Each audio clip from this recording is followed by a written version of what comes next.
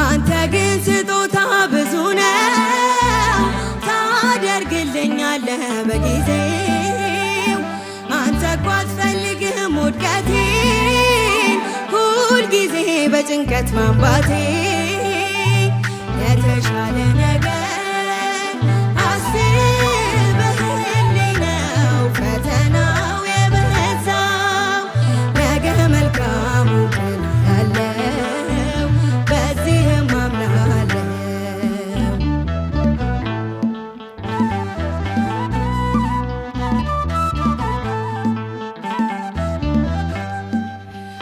አንዱን ችግር ሳልሻገረው ይደረባል ገዝፎ ሌላኛ